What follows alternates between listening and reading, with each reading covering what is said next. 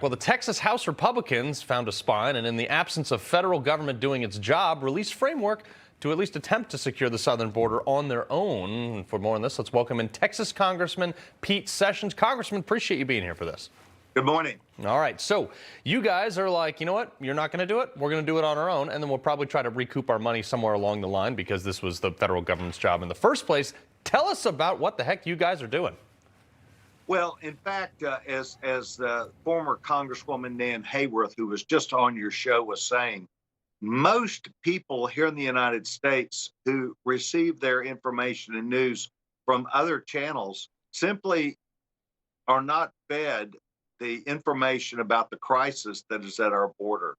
They're not even fed the crisis about the deaths in their own hometown, nor about the plight of millions of people who've moved to this country, and they think that what has been happening has been a stunt. This is serious business.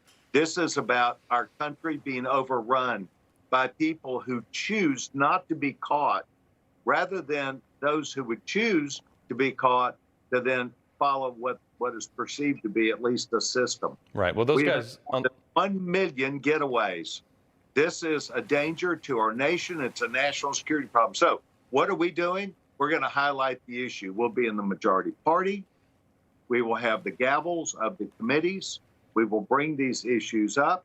We will stick behind ourselves, and all of us are gathered together to make sure that the discussion will be about fixing the border. Right. I think we've done this a good bit with NDAA to talk about the president and what he had done with the vaccine was wrong.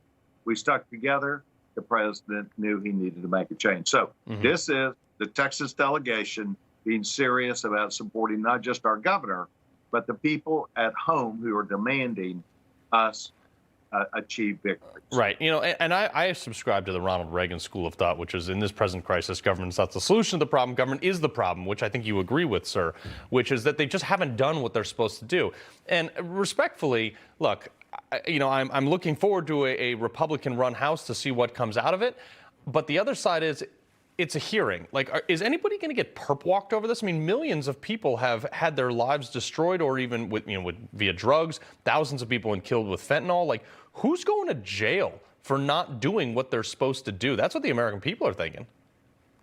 Well, you have suggested what the truth is, and that is on January the 21st, or 20th, when the president accepted his oath of office and said he would well and faithfully execute the laws of the country, he went about 1.5 miles down the White House and undid those things that would be rule of law and would help create a more stable, secure America.